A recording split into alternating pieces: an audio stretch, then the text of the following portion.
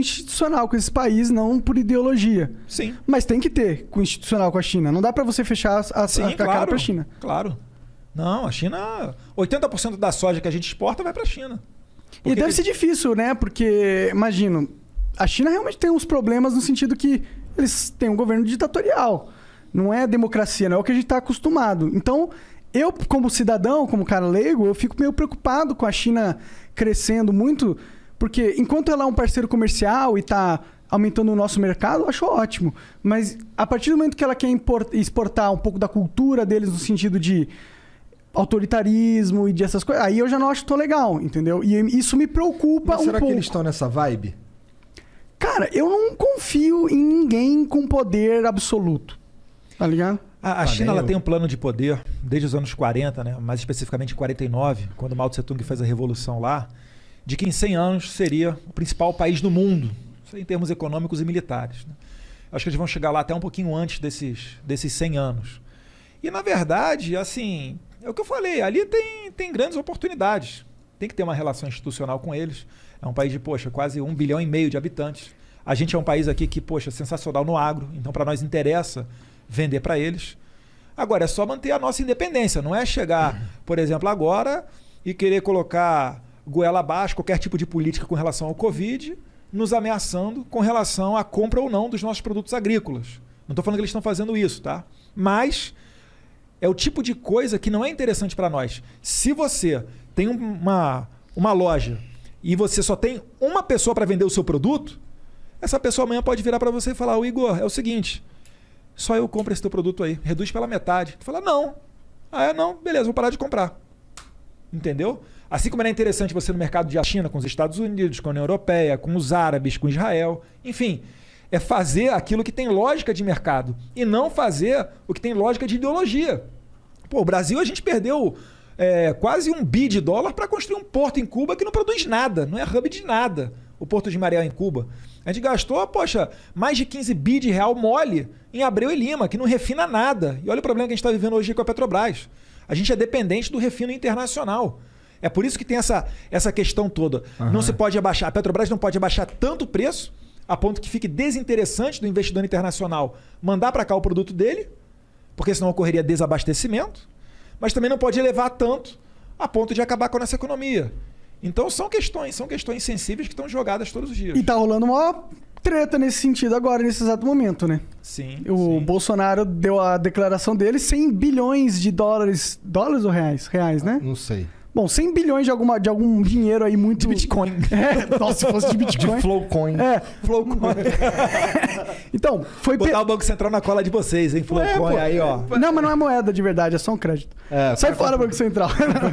Mas ele meio que, ok, eu entendo que isso é um problema, eu entendo que os caminhoneiros iam fazer greve se você não fizesse alguma coisa pra diminuir o preço do diesel. Eu entendo essa porra. Mas o como você faz também é muito importante.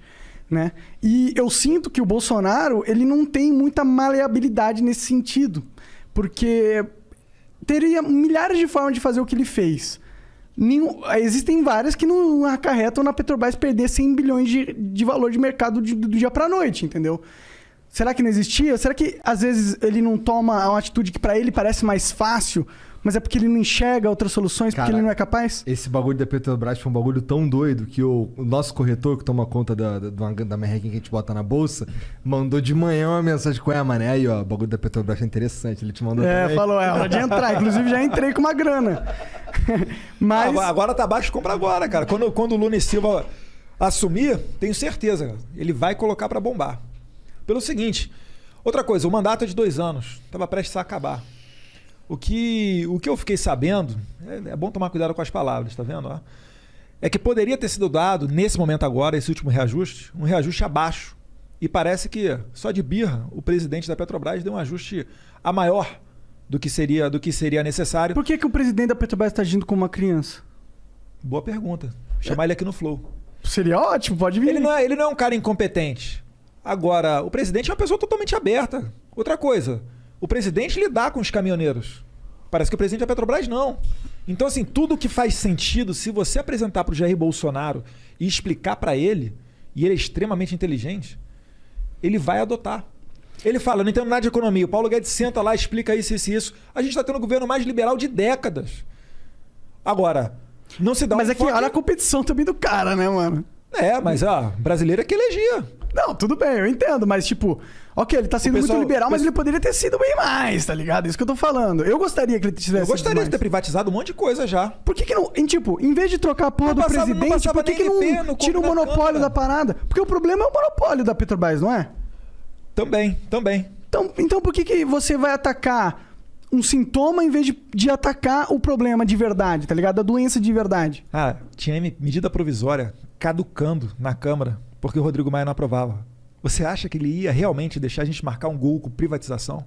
Então é a Câmara que tá bloqueando. Agora a gente tem um horizonte muito melhor. Você vê só, já estamos falando em privatização da Eletrobras. Poxa, isso aí, tempo do Rodrigo Maia, esquece. Não tinha como. Por que o Rodrigo Maia fica de birra com vocês? Por que ele é o inimigo político de vocês? Tão forte, ferrenho? Porque talvez o que ele queria, a gente não deu para ele. Ele estava acostumado com outro tipo de negociação e a gente não estava permitindo. Será que é só isso? Pergunta para ele. Porque tá rolando umas negociações no governo Bolsonaro, né? Sim, algum diálogo tem que ter. Ora, é o Congresso Nacional. Não, eu entendo assim que é institucional, de certa forma. Mas... Antes reclamavam que ele não tinha governabilidade, que ele não conversava com o centro. Agora tá conversando com o centro, etc. Então fala, tá se... Calma aí, cara. 2 anos e meio quase, sem nenhum escândalo de corrupção. Em 2015, no último ano de Dilma... Nenhum grande escândalo de corrupção. As estatais me apontam... Não, tem umas paradas que cheiram muito mal aí. Qual condenação que teve? Não, condenação não, mas é o brasileiro, tipo... Pra bom entendedor, às vezes meio palavra basta, né?